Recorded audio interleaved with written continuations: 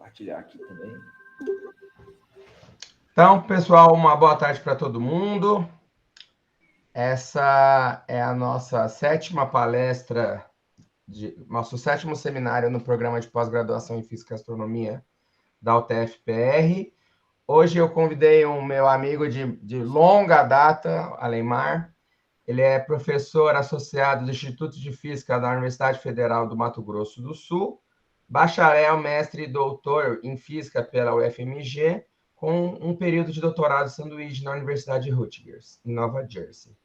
Tem experiência na área de física, com ênfase em física da matéria condensada, atuando principalmente nos temas crescimento de nanoestruturas de óxidos semicondutores, grafeno epitaxial e CVD, e nanodispositivos. Atualmente vem trabalhando com a produção de dispositivos baseados em grafeno para aplicações em sensores e, em relação à divulgação e popularização da ciência, coordena um acervo de demonstrações de física chamado Demofísica, com foco no enriquecimento das aulas de graduação e divulgação de ciência em si.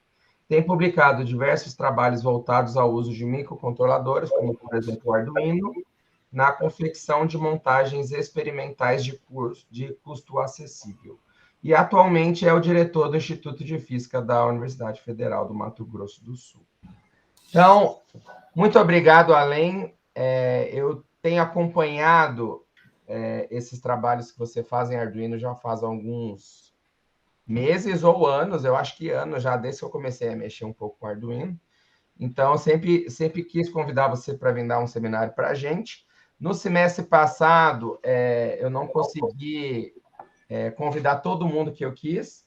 Então, nesse semestre, eu estou conseguindo convidar todo mundo. Então, agradeço muito a sua presença aqui.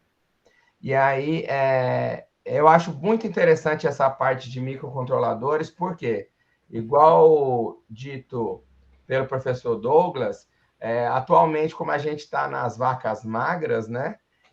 Fazer coisas com Arduino, ESP32, coisas do tipo, ajuda com que a gente consiga, de fato, fazer ciência em baixo custo. Tá? Eu atualmente tenho feito algumas coisas também com microcontroladores, então eu sempre fico muito curioso de ver como é que cada um tem uma visão a respeito disso. Então, uma das coisas boas é ter amigos e poder, vir aqui dar um seminário para a gente que eu quero aprender o que você está fazendo.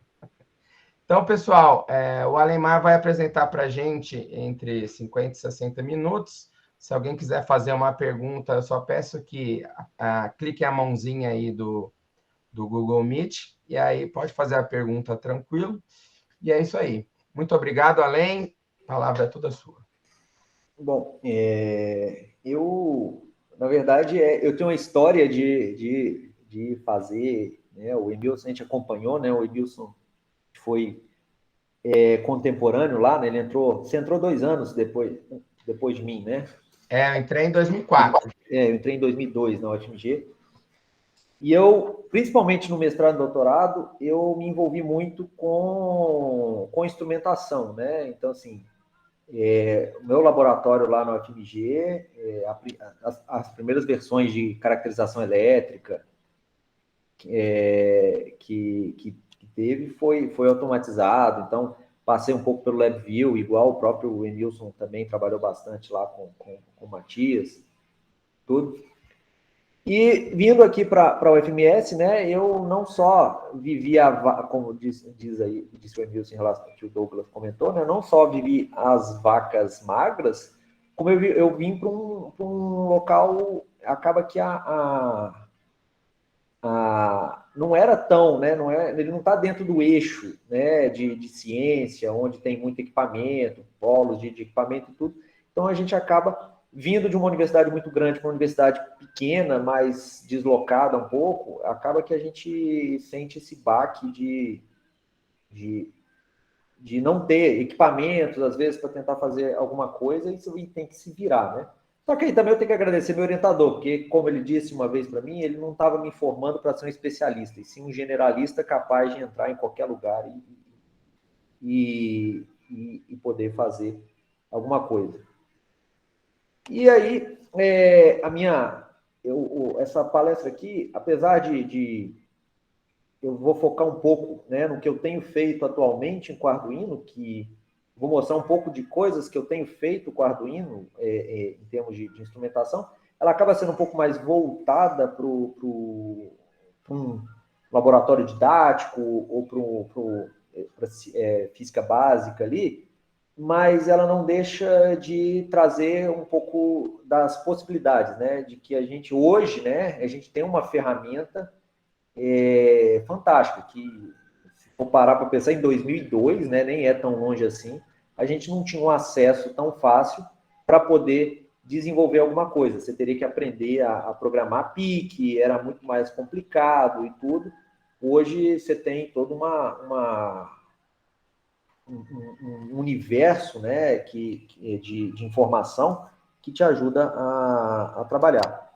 E aí, em 2017, na verdade, em 2013, quando eu cheguei, eu ganhei um projeto do Universal, que me possibilitou, né, eu queria montar um sistema CVD e me possibilitou montar, comprar os controladores de massa, né, os controladores de fluxo de massa, né, para controlar o fluxo de gás dentro da câmara, só que não tinha mais dinheiro para nada. E a unidade que controla, né, era caríssima. Então, foi a primeira tentativa minha de me enveredar nesse mundo de substituir um item muito caro por algo bem mais em conta ali, que pudesse atender minha solução. Eu já conhecia como funcionava, eu tinha feito a automação do controlador na época do meu laboratório, sabia todo, inclusive até os problemas que eu achava, né, eram ruins daquele controlador, de como se fazia as coisas. Eu acabei aproveitando, né, e usando o Arduino para substituir, ou seja, um controlador que eu gastaria aí 20 mil, 10 mil, 20 mil reais, eu substituí com bem melhor até, se eu fosse comparar com aquele que eu usei na UFMG, eu substituí por um que saiu aí pensando em protótipo, né, o protótipo é sempre mais caro, saiu em torno de 200 ou 300 reais. Ah, tá. Emil, você me avisa aí quando se for uma pergunta ou não, que eu não estou vendo tô só com uma tela aqui, tá? Pode deixar.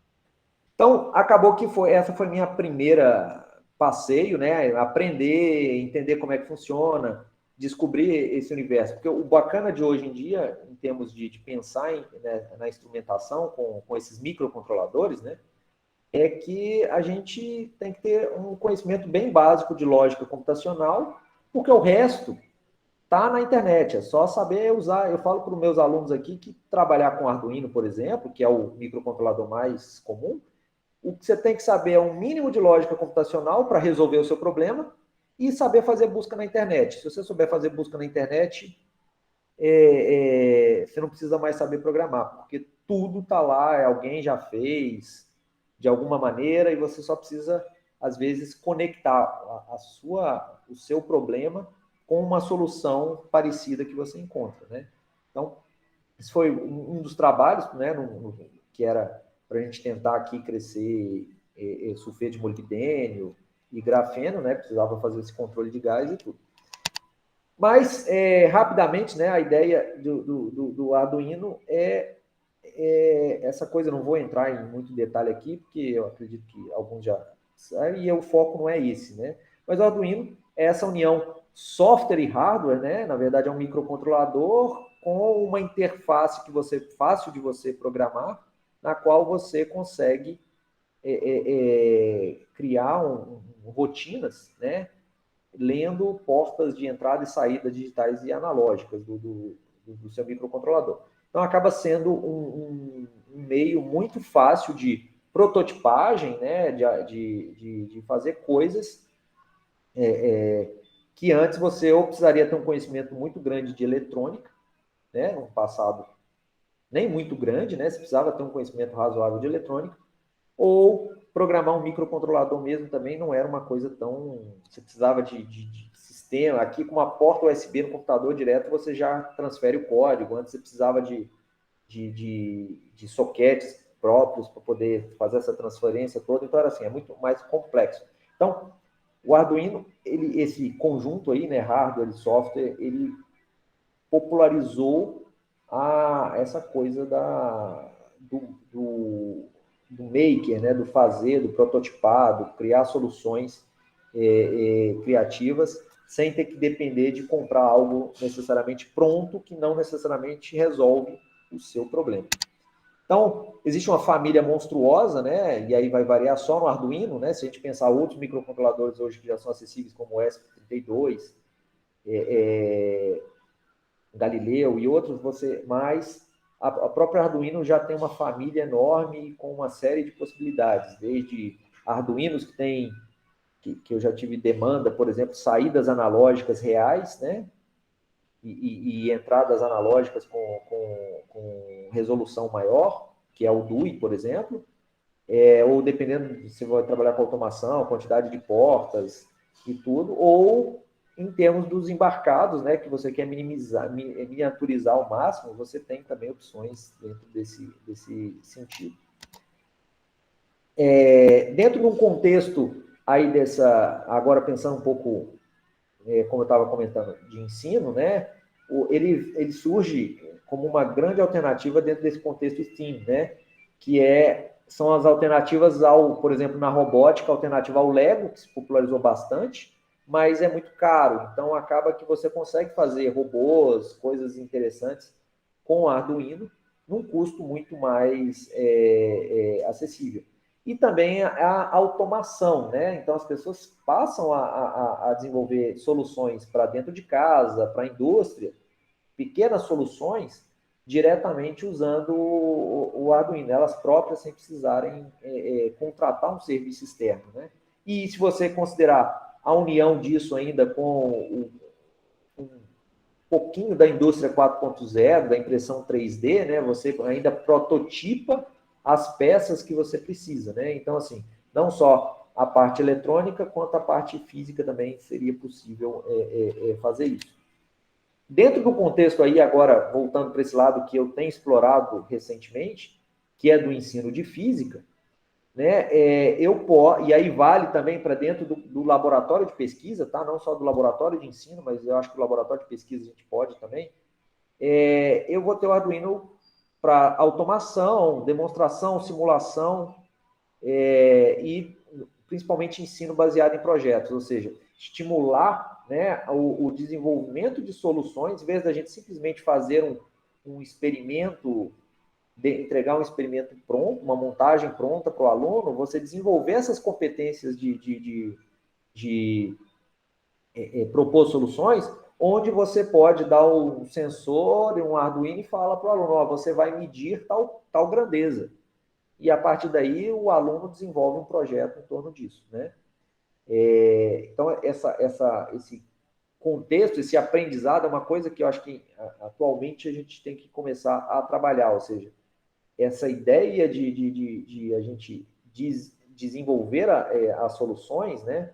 Ela tem que passar a ser o dia a dia dos futuros alunos, dos futuros pesquisadores, porque resolve muito problema. A gente consegue baratear muito a ciência, continua fazendo uma ciência de qualidade, né? Porque às vezes, não, claro que você não vai substituir equipamentos de ponta, mas tem certos equipamentos periféricos que você consegue resolver com microcontroladores a um custo muito mais e focar o seu orçamento, né, dentro de coisas mais importantes na pesquisa. Então, só de exemplo, isso aqui é um trabalho que eu fiz, que é um probleminha bobão de plano inclinado, né? Que se eu fizesse, né, na mão, ou seja, definindo distâncias que o carrinho desce, medindo o tempo com o cronômetro, aqui eu tenho toda a minha tabela feita considerando 10 medidas de 10 distâncias diferentes, para eu obter aí um gráfico razoável aí, né, com uma certa certeza, mas se eu troco esse experimento, né, em vez de usar o cronômetro manual, né, eu passo a usar um sensor, por exemplo, eu automatizo, né, o meu experimento, em uma única descida de 2 segundos, eu consigo coletar uma quantidade de dados, ou seja, melhorar a qualidade do meu resultado monstruosamente. Então, isso é só um exemplo, aí pensando dentro do contexto de ensino, tá? na qual eu posso automatizar um processo, né? Então, para coletar uma grandeza, alguma coisa. Dentro do laboratório de pesquisa vai ser a mesma coisa. Às vezes tem algo que você acaba fazendo manual, e lá no finalzinho eu vou mostrar um exemplo também de um aluno meu, né, que a gente fez aqui no laboratório para poder para a dissertação de mestrado dele, mas assim, que eu posso automatizar o meu processo e ter um ganho de tempo, de qualidade, ou seja, dentro desse contexto aqui, se eu faço uma única descida e coleto dado, eu posso gastar toda a minha aula em discutir o resultado experimental. Eu não gasto toda a aula coletando o dado experimental. Então, ou seja, acaba você trocando o foco, né, do processo. Então, ou seja, trabalhar com Arduino, o legal é a gama hoje, pela popularidade que o Arduino tem, você tem muito sensores de grandezas físicas das mais diversas possíveis, né? Além de controladores e atuadores, então, ou seja, sensores de distância, né? Desde ultrassônicos, laser, posso fazer adaptações, igual aqui eu estou apresentando um potenciômetro, né? Um potenciômetro nada mais é que ele pode ser um sensor aqui de posição. Eu posso calibrar o meu sensor, meu sistema para ajustar, né? Ou seja, fazendo uma posição linear ou posição angular também, né? Um potenciômetro que gira, eu posso medir um ângulo de um determinado do sensor, né? Eu tenho que fazer uma coleta experimental em determinados ângulos, eu posso usar, né, calibrar um potenciômetro simples para fazer uma medida de ângulo. Sensores de força, pressão, então posso fazer balanças, trabalhar com gravimetria, pressão atmosférica, vácuo. Então, às vezes, eu vou trabalhar com vácuo pequeno, mas eu preciso medir. Para que você vai, às vezes, com um sensorzinho de absoluto, de pressão absoluta aqui, já é o suficiente, ou um sensor diferencial, já é suficiente para você usar como medida do seu sistema de vácuo. Então, ou seja, eu não preciso necessariamente ficar preso, né? Vai depender, é claro, do limite, né, de vácuo. Esses sistemas aqui não tem uma precisão tão grande, mas às vezes como um interlock, um atuador para permitir, isso tudo é possibilitado, né? Temperatura, então mais diversos tipos de sensor, desde termopares termopar com referência eletrônica para usar termopar tipo J, semicondutores, termistores, que tem resposta mais rápida, sensores de infravermelho. Então, assim, você já tem tudo isso pronto, né, com bibliotecas prontas dentro desses, para trabalhar com esses microcontroladores, que aí é onde você acaba não tendo o seu trabalho, é só pensar no qual o problema que eu quero resolver. Porque as peças para você resolver o problema, às vezes, elas estão aí. Então, aceleração, inclinação, né, campo magnético, né, tem mais, desde simplesmente para você medir presença ou não de campo, como medir intensidade de campo também, né, é possível medir. Intensidade luminosa, nos mais diversas faixas de comprimento de onda, com os mais diversos tipos de sensibilidade. Então, assim, é possível encontrar módulos já prontos, né? Ou, às vezes, o próprio sensor, mas encontrar alguém que já propôs uma biblioteca ou propôs alguma solução para trabalhar com esses sensores. Aí, fluxo, né? Muito comum, às vezes, você tem sistema refrigerado e precisa garantir que um equipamento só vai ligar, então você monta sistemas de interlock, né? Que eu só ligo o meu equipamento se eu tiver fluxo de água passando e não queimo, né? Igual já aconteceu algumas vezes lá, principalmente na UFMG, da gente esquecer de ligar a água na hora de ligar o equipamento e superaquecer. Nunca perdemos o equipamento, mas acaba sempre uma preocupação, né? Então, assim, falando aqui um pouco também nesse contexto de laboratório de pesquisa, tá? Que, como o foco aqui é a pós-graduação, eu estou mostrando um pouco do que eu venho fazendo, mas também é possível fazer essa transposição aí para o trabalho de pesquisa de vocês. Então, corrente elétrica, tensão, eu só passando atuadores, né? Então, eu posso também, né, aí quando você vai para o quesito automação, eu posso fazer uma posicionamento ou uma alteração da posição de um objeto de maneira também fácil. Aqui, no caso, são módulos simples, né, que você trabalha diretamente com o Arduino, sem precisar, mas às vezes você também pode, né, hoje você compra, né, quase todo sistema CNC de custo mais acessível, ele vai vir com vai vir um Arduino para você com um shield e drives de motor de passo, né, que você vai usar, aplicar uma biblioteca dentro do... Peço desculpa aí que está rolando uma obra aqui, mas você vai vir um shield que você vai acoplar, né, os drivers para motor de passo, e tem uma biblioteca, então já tem todo um material, uma gama de coisas para você trabalhar com CNC, né?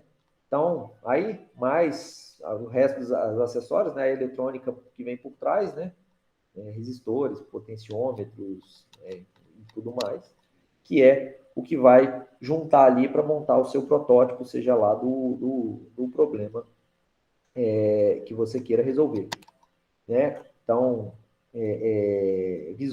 leitores, né, para indicar, às vezes você está medindo contagem de alguma coisa, ou no caso meu lá do MFC, eu queria ver qual que era o fluxo setado e ler qual que é o fluxo que o equipamento estava passando, né? Então, assim, você coloca esses visores, até para não ficar preso ao computador. Às vezes eu quero já fazer uma coisa portátil que vai ficar em cima da minha bancada, então eu preciso também ler a informação, né? Não, sem ter o Arduino conectado diretamente ao computador.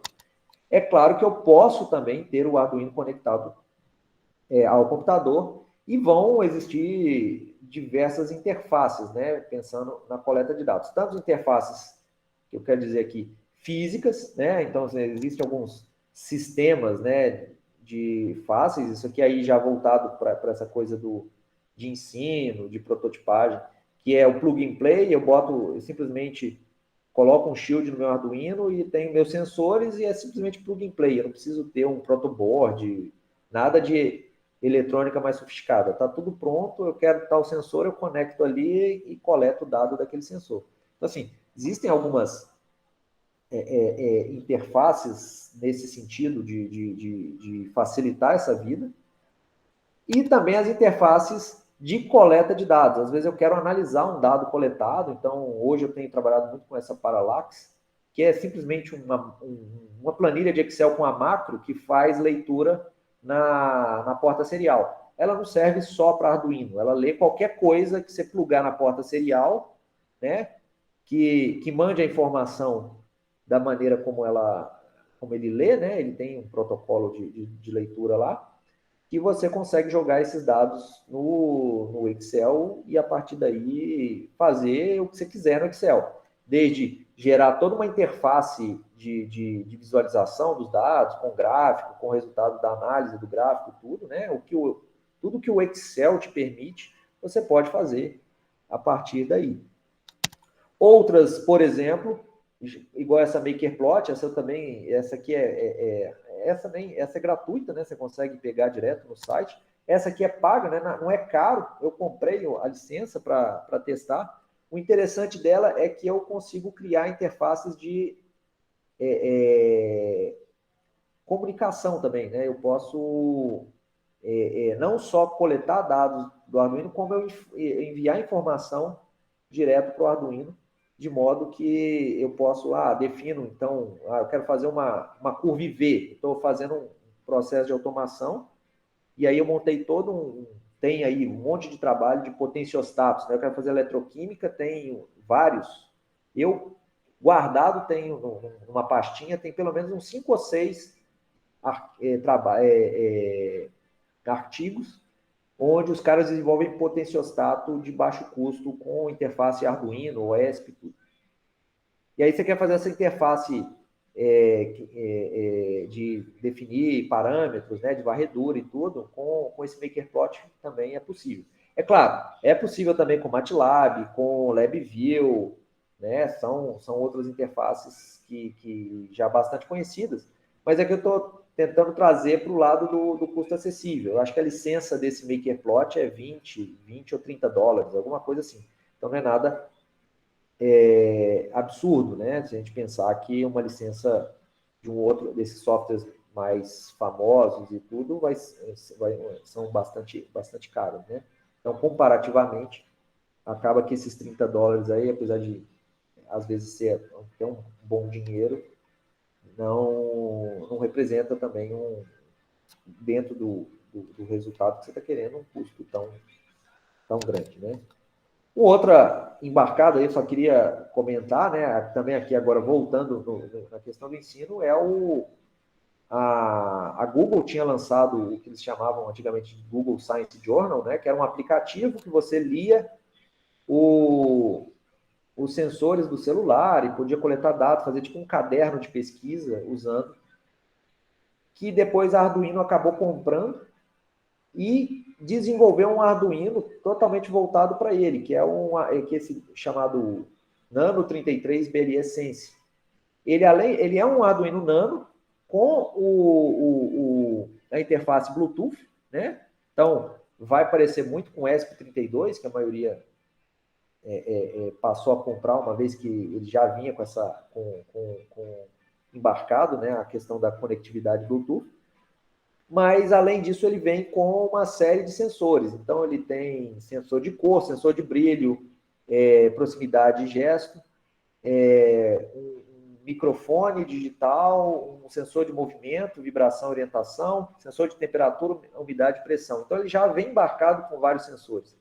E aí, usando o aplicativo da Google, você consegue não só mais ler os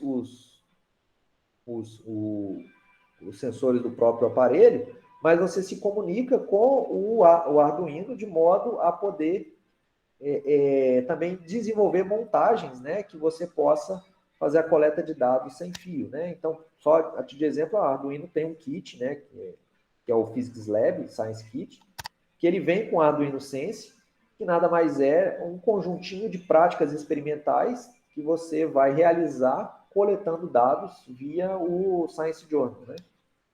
Então, é de maneira sem fio via o Science Journal. E aí, eu queria mostrar alguns exemplos, né, de coisas que eu venho fazendo aí desde 2017. Assim, aquele artigo que eu mostrei, aquele trabalho lá, foi a minha que eu debutei, né, no trabalho com Arduino, foi o primeiro desafio que eu me propus a fazer. E aí eu acabei me enveredando um pouco para essa linha do laboratório didático, muito por uma questão de a diretora, na época, dando aula de laboratório, ela me questionava porque os nossos laboratórios aqui, ela sentia falta de determinadas práticas experimentais, que a gente não ia ter dinheiro para comprar, porque também o laboratório de ensino é caro, tão caro quanto o laboratório de pesquisa, dependendo da situação, do que você precisa. E a gente começou, aí eu virei para ela, de certa maneira, ingenuamente, falei, não, isso dá para fazer com Arduino. Ela falou, então faz, né? Aí eu fui sentar para desenvolver, que foi o que saiu o primeiro trabalho que eu produzi dentro dessa linha, né? Que foi medir oscilação, né, amortecida, né, oscilação forçada amortecida, usando um servo motor para fazer a atuação, para fazer o movimento forçado e coletando dado direto com aqui, né, tem o meu servo motor e o meu sensor de posição, de forma que a gente podia ver, né, o gráfico de ressonância. Esse trabalho aqui, depois, né, dessa montagem, a gente acabou incorporando, né, ele é uma prática experimental do nosso laboratório de física aqui, né, claro, foi melhorado, tanto questões de código, interface, tudo, ele foi sendo aprimorado, mas foi um trabalho que a gente acabou incorporando, por exemplo, no laboratório didático, como uma prática que não tinha e que a gente gostaria de ter, né? Aí acabou, por exemplo, aplicações, eu posso fazer uma tradução da posição de um pêndulo em frequência de um som emitido, de maneira que, por exemplo, eu posso possibilitar, né, com que um estudante cego possa participar de uma prática experimental da mesma maneira que um estudante que vê. Porque um estudante que vê, ele simplesmente fica vendo o objeto indo para lá e para cá. E liga e desliga o cronômetro num certo número de oscilações. Então, com essa montagem, né, com o Arduino, eu consigo fazer uma tradução onde um estudante cego, ele enxerga, vamos dizer assim, né, ele escuta, né, a variação de frequência que está associada com a posição do pêndulo, podendo, então, participar de maneira igual, né, a um estudante que vê da prática experimental. Então, assim, por exemplo, essa aí já é uma solução de um problema, não necessariamente da prática experimental, mas de uma atuação em termos de atender uma necessidade que algum aluno possa ter, né? Então, só para... Eu acho que ele vai dar para ouvir aí. Deixa eu ver. Ó.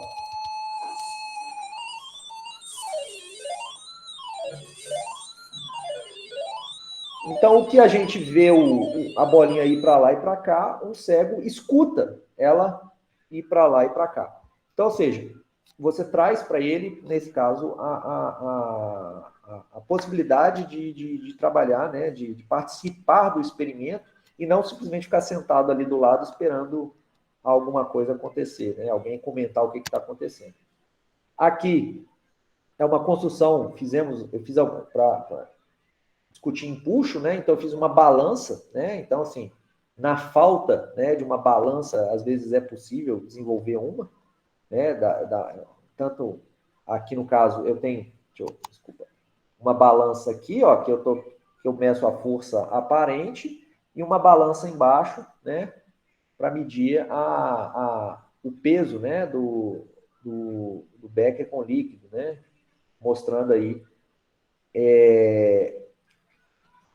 essa relação de que o que eu perco do peso aparente, na verdade, eu ganho um peso aparente no becker, também ganha peso, né? O peso dele aumenta por conta desse processo. O interessante, isso aqui eu já trabalhei com alguns alunos numa disciplina que o foco era voltado em projetos, onde a ideia era, eu não quero simplesmente automatizar um experimento, mas eu quero poder coletar uma grandeza, né, e tirar física, né, desse processo. Então aqui é impulso, né, usando a mesma ideia da balança, né, pendurada aqui, estudar o impulso, né, e a relação, né, impulso, variação de momento.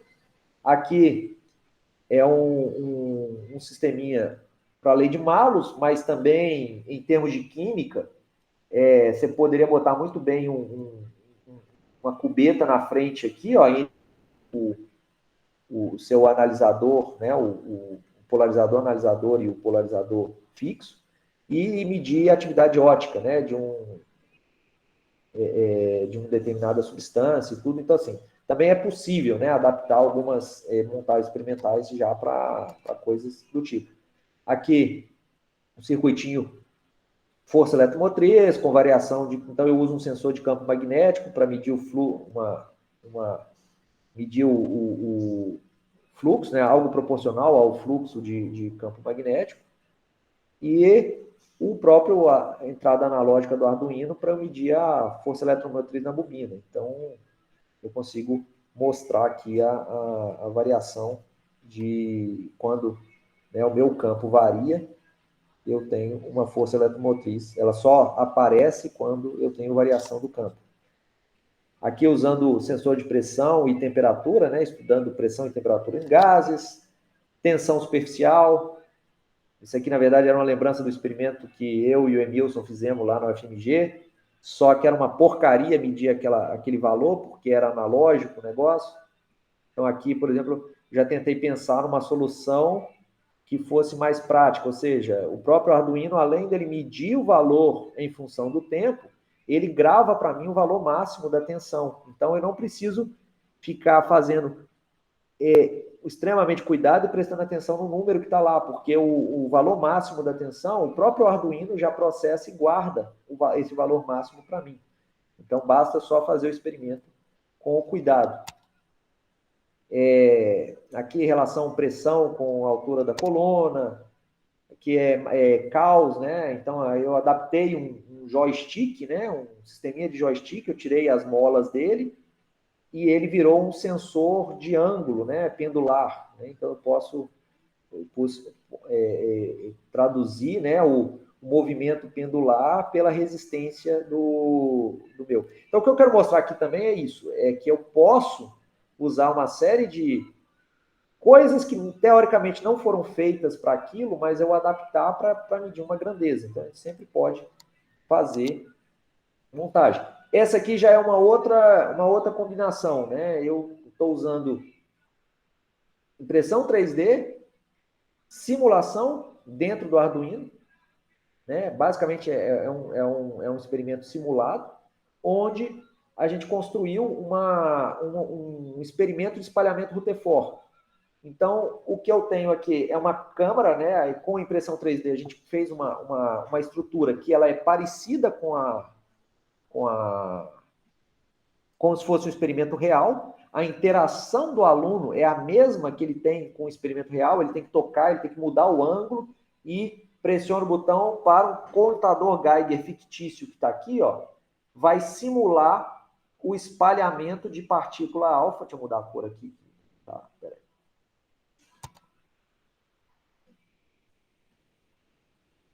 Ele vai simular o espalhamento de partícula alfa aqui, ó, no detector, em função do ângulo que eu coloco a minha fonte de partícula alfa e a folha de ouro, né? Que aqui, no caso, simbolizado por um papelzinho de Ferrero Rocher. Mas a ideia aqui do experimento é que a interação experimental que um aluno tem, ela é exatamente idêntica à interação experimental que é feita num experimento real.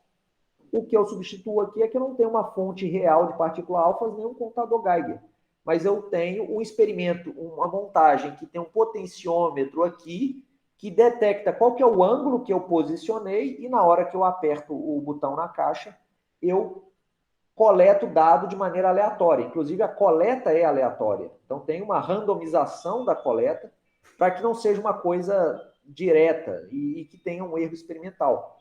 Então, assim, nesse caso aqui, se você posicionar nessa montagem como a gente fez, com o programa como ele está, se você posiciona a 120 graus, que é um retroespalhamento, você precisaria, para ter uma contagem de, sei lá, contar 10, 20 partículas, você precisa esperar em torno de 3 horas.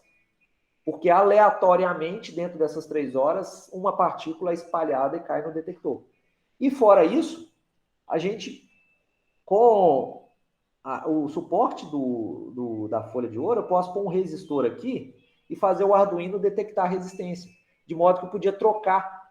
Eu posso colocar uma amostra que é folha de ouro, posso tirar a amostra, se eu tirar a amostra, o meu sistema vai coletar só praticamente na direção do feixe, então não adianta eu botar outro ângulo, que eu não vou ter coleta, e eu posso trocar por uma folha de alumínio, por exemplo, fazer um experimento com outro material. Então, ou seja, eu trago toda uma interação experimental num experimento que é caríssimo, né? Inclusive esse aqui a gente vai incorporar ele para dentro do Laboratório de Física Moderna, como experimento de espalhamento Rutherford. É um experimento que é caríssimo, tem todo um problema tem que ter vácuo, tem que ter o contador Geiger, tem a fonte de partícula alfa, então acaba trazendo um custo muito grande e que a gente consegue reproduzir. Da mesma maneira, essa aqui, que é uma de decaimento meia-vida. Então, ou seja, eu tenho aqui uma caixa com um contador Geiger impresso em 3D, e amostras, né, que são fictícias, mas radioativas. Cada amostra dessa tem um tempo de meia-vida. Na hora que eu coloco ela na base e ligo para fazer a contagem, eu faço a coleta, né? O Arduino, ele simula, né, um modelinho de decaimento, que é chamado modelo de dados, né? Só que aí eu simulo dados com quantidade de lados muito grandes para poder dar uma qualidade melhor na minha simulação.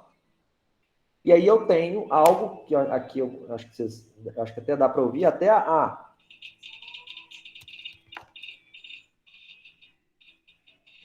ideia, né, do som, da contagem, ela é feita para que quem faça o experimento tenha a impressão, né, realmente de que está fazendo uma medida de meia-vida. Exatamente igual eu faria se eu tivesse uma amostra radioativa no contador Geiger. Eu ia colocar ele em cima da amostra e ficar medindo o número de contagens em função do tempo. Aqui é o que você faz, esse gráfico que vocês estão vendo aqui, o gráfico das 3 amostras, né?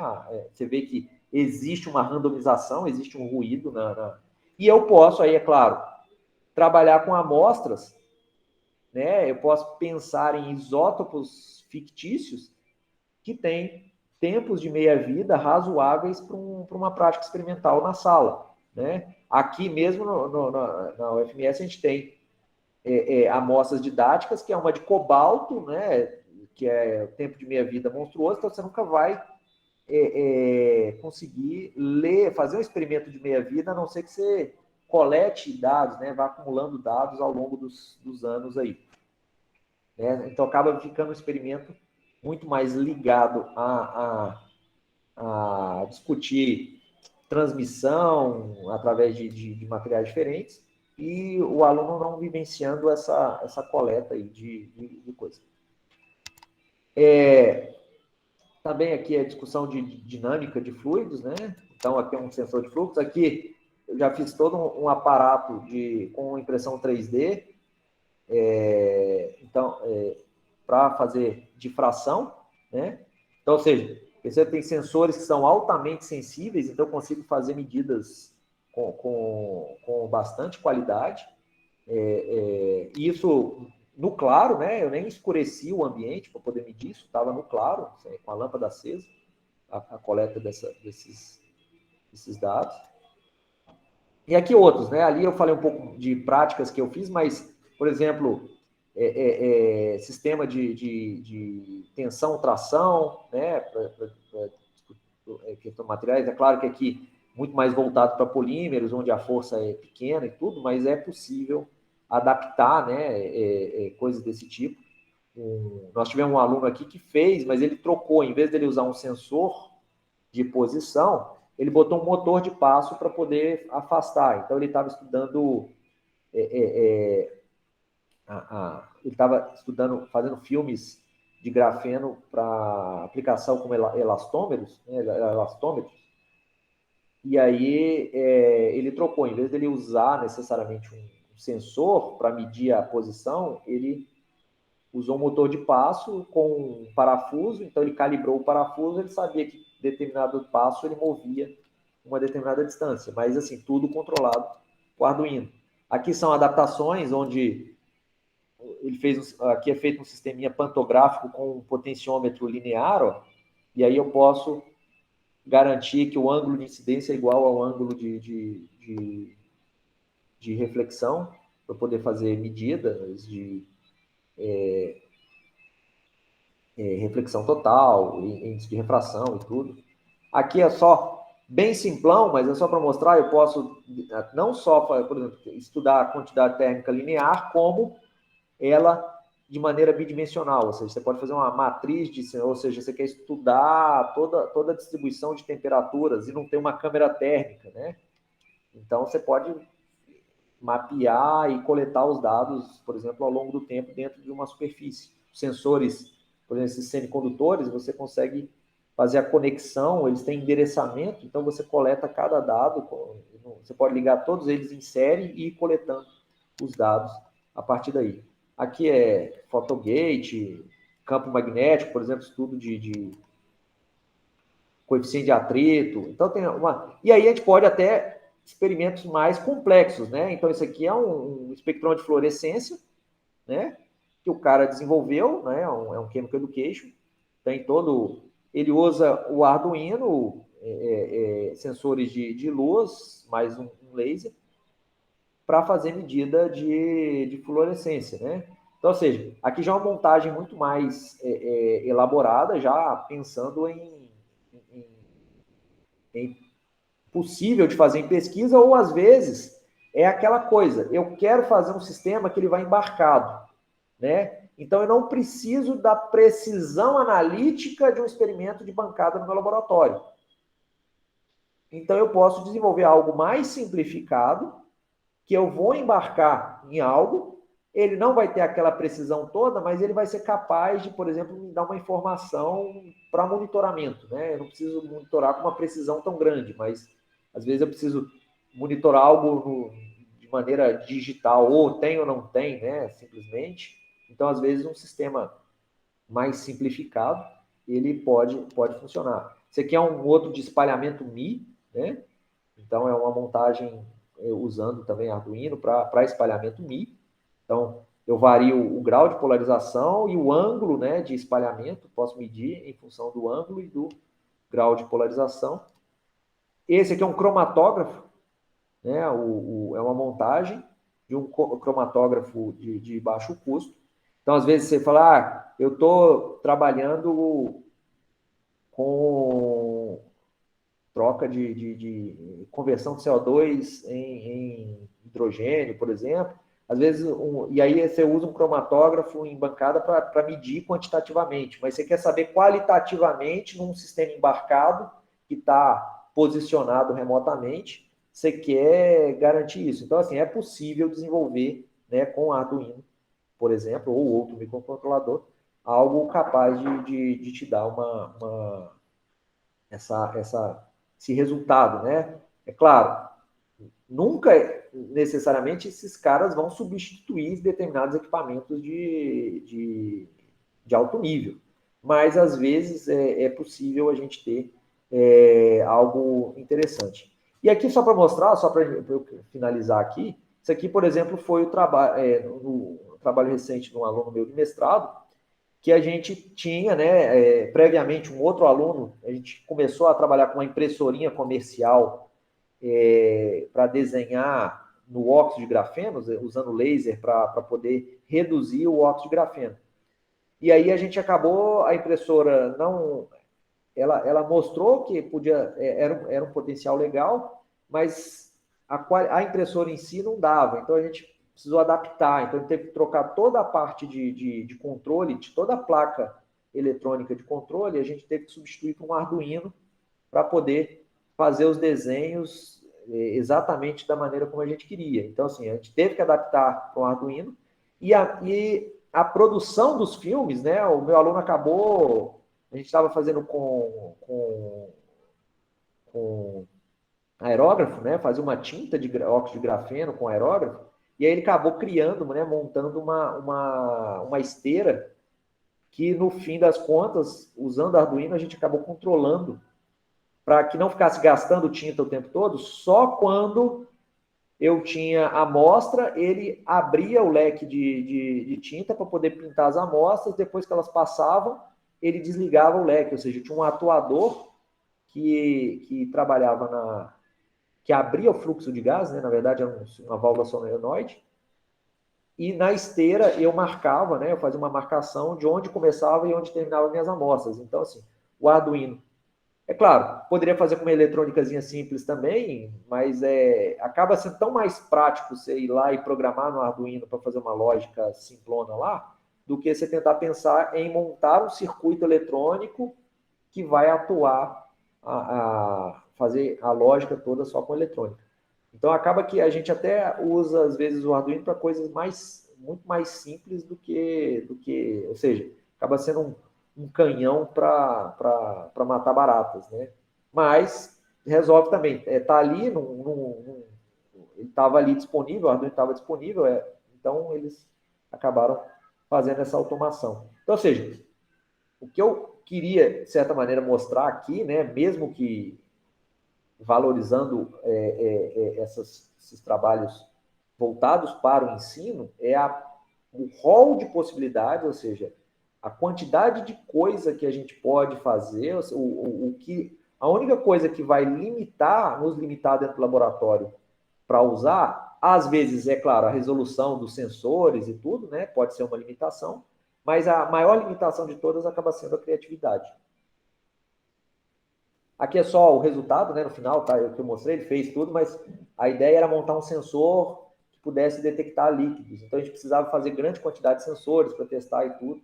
Esse é só um resultadozinho desse trabalho aí, onde via aprendizado de máquina e PCA, ele conseguia, a gente viu que o nosso sensor, sem fazer muito trabalho, conseguiu detectar aí, diferenciar, né, diferentes tipos de líquido. E é só isso, fico aí aberto a perguntas, eu acho que eu consegui acertar o tempo.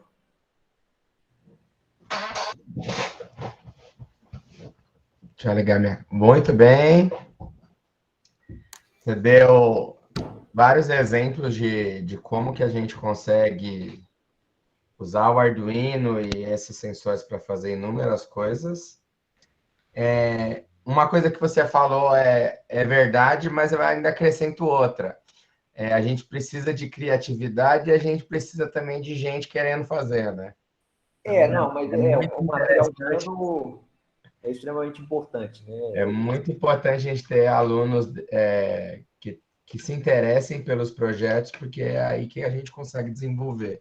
Mas A gente aí é tem que eu várias acho, ideias, mas não, só temos duas mãos, né? mas aí é que eu acho que a gente tem que mudar um pouco o nosso laboratório de ensino. Pelo menos um laboratório, ele tem que ser focado em projetos. É, E aí e não simplesmente projetos aleatórios, tá? Que eu digo assim, eu tenho certa birra com automação. Assim, eu gosto da automação, eu usufruo dela para um monte de coisa.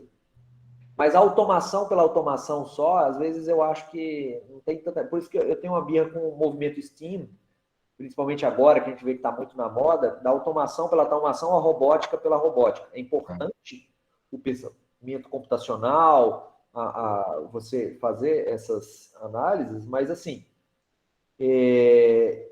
a gente tem que ter um objetivo. Então, assim, quando eu dei a disciplina aqui como optativa, o que eu deixei claro, por exemplo, para meus alunos era o seguinte: o que de física, né? O foco era física, o que de física vocês estão medindo? Que grandeza física, que modelo teórico vocês querem, fazendo uma automação, podia automatizar um experimento, ou seja, eu posso pegar um experimento pronto e simplesmente automatizar, ou eu posso pegar um sensor e tentar propor uma montagem experimental não convencional que fosse detectar, mas o foco ainda era a física, ou seja, era o conteúdo ali. Porque se eu simplesmente fizer um trabalho, tipo, você tem que fazer um projeto, aí o cara vem e bota um interruptor para acender a luz quando usando Arduino com presença. Aí você fala, beleza, ok. você vai usar isso aonde? Vou usar em casa para economizar. É para economizar? Então vamos fazer uma montagem, vamos mostrar que realmente economiza. Então, vamos analisar o consumo de num canto que tem esse sensor com outro canto que tem um movimento parecido e vamos ver se realmente é útil. Sim. Às vezes não é. Às vezes você fica ligando e desligando ele tanto que a vida útil da lâmpada, por exemplo, morre, né? Era mais fácil deixar a lâmpada acesa o tempo todo do que ela ficar ligando e desligando a cada 10 segundos. É verdade. Custa caro a lâmpada, aí você... eu economizo 10 segundos de energia, mas eu troco a lâmpada com 10% da vida útil da outra. Muito bem. Eu posso fazer uma pergunta, além sobre... Claro, claro. Fica à vontade, professor. Gostei muito da sua palestra. Eu acho que é isso que precisa no Brasil, né? Pessoas que façam experimentos acessíveis. A minha pergunta vai nessa direção. Se vocês montassem, já que tem a experiência toda, né? Um laboratório para que outras universidades pudessem acessar de forma remota, não seria o Arduino ideal para isso? Quer dizer, eu não tenho experimento, mas eu acesso lá na Federal do Mato Grosso do Sul. Sim. Inclusive, na verdade, assim, essa ideia, ela existe, na verdade. A Federal de Santa Catarina, ela tem um projeto muito grande de um laboratório que é automatizado, ou seja, uma sala com experimento real, que você entra na sala virtualmente, você vai lá, acessa, tem uma câmera focada no experimento, e aí, por exemplo, de queda livre. Aí vamos imaginar aqui um experimento, não sei se tem esse, mas de queda livre. Eu tenho 2 sensores, uma bolinha dentro de um tubo. Aí o que acontece? Na hora que eu falo iniciar experimento, ele gira, né? O motor de passo gira o tubo para deixar ele na vertical, fazer a bolinha cair. Aí você, quero repetir o experimento.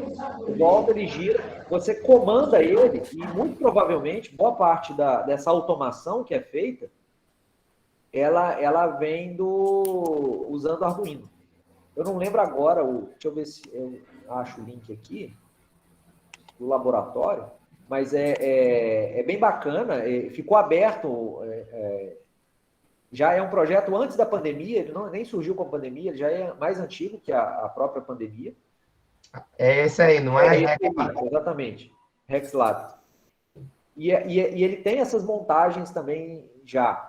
O que no nosso caso a gente pode fazer é incorporar os nossos experimentos dentro da plataforma, porque a ideia não é nem criar outra plataforma para competir, porque eles têm, por exemplo, se não me engano, a Unicamp tem uma sala separada com experimentos que são vinculados ao RexLab, então ele é um repositório de laboratórios, de práticas experimentais, só que sem ser simuladas, né? Você não necessariamente é aquela prática simulada, igual eu tive que montar todos os laboratórios aqui na pandemia para ir para o remoto, eu transformei eles aí eu usava o GeoGebra, aí eu me via obrigado a inserir dentro do resultado, então eu queria lá medir força, né, simulando a medida da força. O que eu fazia no GeoGebra? Eu enfiava uma variável aleatória lá para incutir um erro experimental, porque senão ficava tudo perfeito, né? E o aluno não tinha que, na hora que ele ia fazer um ajuste, por exemplo, não tinha erro. Mas é uma proposta realmente, eu acho que ela democratiza, né, certas práticas experimentais que não vão existir aí em outras universidades. Eu acho assim que tem muito pouca gente fazendo isso no país, né? Porque o ensino de física no Brasil andou na direção assim de como é que se ensina física, questionários, como é que funciona o nosso cérebro, essas coisas assim, e nada de prático. Então, eu acho o seu trabalho assim, excelente, porque são coisas que dá para usar realmente no ensino. E você tem muito aprendizado. Só um título de exemplo, um que me gastou uma energia que eu nunca tinha parado para pensar no problema, foi esse aqui, ó. Peraí, aqui, passei demais.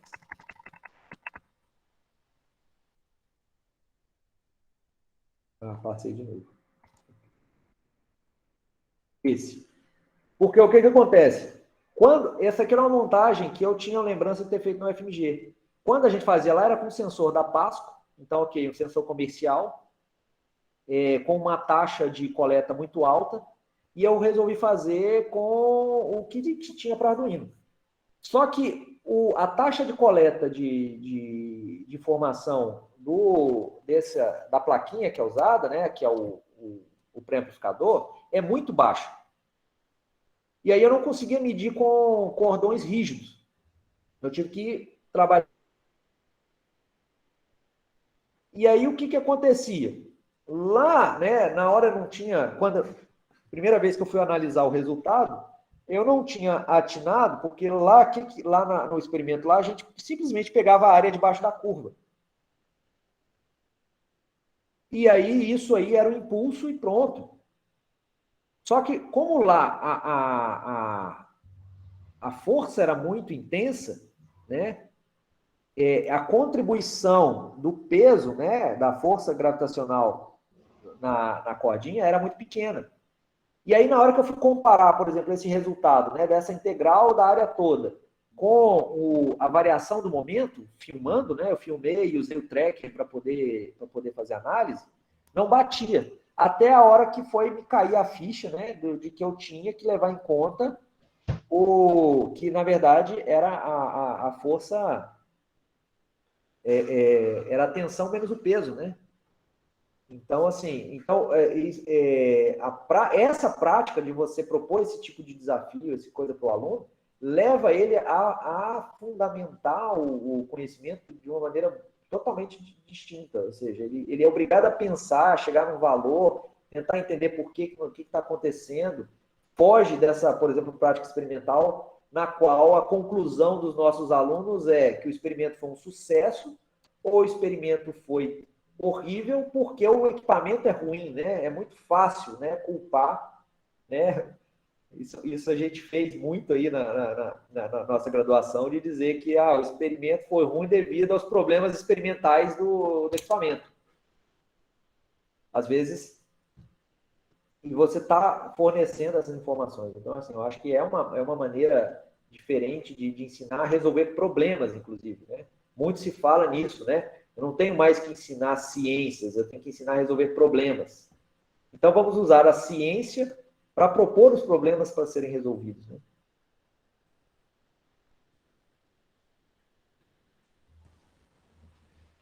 Muito bem.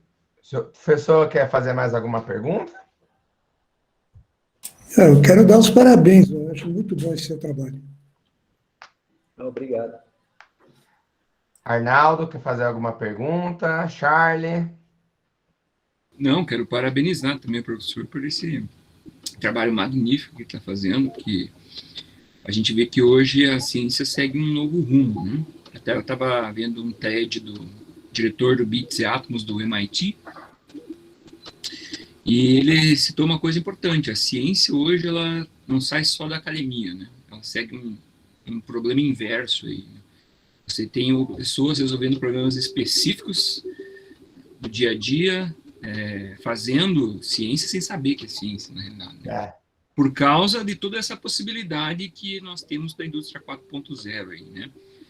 Tecnologias subtrativas, aditivas, microcontroladores, isso está caindo na mão de todo mundo. E as pessoas estão fazendo isso, usando todos esses recursos para resolver problemas, né? O ser humano é um resolvedor de problemas. Então, parabéns, viu, professor? Obrigado. Acho que dentro desse caminho, eu e uma outra professora aqui, a professora Lisiane, a gente ganhou o desafio agora no final do ano, né? E recebeu um aporte financeiro do MCTI para a gente construir um Fab Lab aqui no Instituto, mais 3 Fab Labs em containers. Que legal. E trabalhar o foco de ensinar, né? Levar o aluno para dentro desse mundo, só que sem perder o conteúdo. Porque é isso que eu quero dizer com a robótica pela robótica ou automação pela automação. Né? Se você pensar no ensino médio, isso está muito na moda agora, mas o professor de ciências, ele deixa de dar o conteúdo, às vezes, né? Ele não dá um conteúdo que ele tinha que dar para trabalhar uma proposta desse tipo. Sim. E o interessante seria ele poder usar uma infraestrutura para poder ensinar o conteúdo dele. Então, ou seja, propor problemas onde o aluno use para aprender física, por exemplo. Então, assim, o foco é ele aprender física. Então, ele vai para o Fab Lab para poder solucionar um problema de física. E não simplesmente fazer algo... É claro, isso é toda uma evolução e isso a gente tem que ficar... Que a própria... esse início, a robótica, ela é um grande motivador dentro desse caminho, né? Então, assim, ela chama atenção, ela faz com que o aluno queira se envolver com esse mundo, né? Principalmente a robótica e a automação. Mas eu acho que em algum momento a gente tem que parar e olhar para essa automação. Então, vamos automatizar um experimento de física, né? E aprender a física. Né? Não só fazer um gráfico no Orange, né? Exatamente. Muito bem, mais alguém tem alguma pergunta? Olá, estão me ouvindo bem? Sim. Bom, Emilson, muito obrigado pelo convite. Eu estava até com a agenda aqui, já remanejei rápido, porque eu sei que os seminários aqui sempre são muito bons. E mais uma vez foi muito bom. Me chamou bastante atenção a parte do grafeno, porque eu também estou trabalhando num projeto com grafeno. E aí, professor, acho que eu vou entrar em contato, então, no futuro. Eu acho que a gente pode trocar umas figurinhas. Também estou desenvolvendo uma eletrônica aqui para isso. E eu trabalho também com Arduino há muito tempo. Curiosamente, eu cometi uma injustiça. A primeira vez que eu vi o Arduino, eu falei assim, o quê? Bootloader? Não, isso aqui não vai virar nada. Eu vou continuar no PIC. Faz tantos anos que eu não vejo... coragem de entrar no PIC. Faz tantos anos que eu não vejo um PIC que nem lembro mais. Mas foi muito interessante, eu gostei bastante. Eu vou passar isso aqui para várias pessoas que... tem uma galera que eu queria convencer a abrir a mente, né? Para ficar mais claro o que o Arduino pode fazer, e esse seminário aqui caiu perfeitamente. Muito obrigado. Eu acho que às vezes a gente tem um pouco de preconceito, porque a gente fica preso ao Kitley, né, Emilson? Você gosta muito da Kitley, né? Nada com o equipamento daqui. Agora tem a Keysight também, que é uma outra empresa muito boa, tem uns equipamentos muito bacanas. Mas às vezes você quer medir um troço bobo. Então, assim, eu quero só medir uma resistência fácil de medir. Para que eu vou ter um equipamento caro, né? E equipamento de corrente em picoampere, né? Então, assim, é claro que... Então, a gente acaba tendo um preconceito, né? Tô fazendo um negócio que não vai dar em nada, que é só para ser mais um trambolho lá jogado que... Mas, por exemplo, o próprio exemplo do meu MFC, ele resolveu, e ele resolveu os problemas idiotas que o que eu tinha lá, por exemplo, sem usar a interface com o computador, o controlador da MKS, que é uma empresa, uma das melhores para controlador de fluxo de massa e tudo, o controlador dela era assim, ou você liga naquele fluxo que você programou, ou você desliga. Para você mexer, para trocar o fluxo, você tem que ir atrás do equipamento e girar um... Na verdade, nem atrás, é na frente do equipamento e girar um parafuso com uma chavinha de fenda e tudo. Aí, por exemplo, no meu caso lá, eu já montei um esquema que eu vou ajustando na mão, né? Eu vejo o meu set point, eu vou ajustando na mão, ele continua no fluxo antigo que ele estava, eu vou ajustando até o fluxo que eu quero. Aí, na hora que eu quero entrar com o fluxo, eu dou um OK, aí ele troca. Então, assim, você começa a resolver problemas que um equipamento você vai pagar 30 mil reais não ia resolver esse problema, que é a troca de fluxo, por exemplo, no caso da síntese de MOS2 ou grafeno, tinha hora que eu tinha que fazer um fluxo alto de argônio logo no início, mas na hora de passar o gás, por exemplo, com grafeno, passar o gás com metano, eu precisava diminuir o fluxo. Se você pega um controlador normal, você vai ter que ir na mão, diminuindo devagarinho, para poder garantir que você não vai diminuir demais ou passar do valor que você quer. O que eu tinha feito, por exemplo, eu podia muito bem girar a hora que eu quiser, de qualquer jeito, ajustar com a maior tranquilidade e só esperar um momento que eu precisava entrar, fazer esse gás variar. Então, assim, não é só, às vezes, você cria uma solução, às vezes tipo, eu vou só fazer uma coisa para controlar, mas você resolve problemas que facilitam muito o seu desenvolvimento. No dia a dia, né? Muito bem. Mais alguém tem alguma pergunta? Não? Então, muito obrigado, Além. É um prazer ter aqui essa apresentação de você. Eu vou colocar essa apresentação no YouTube, mando o link para vocês. É bom que a gente fortaleça essa interação entre universidades.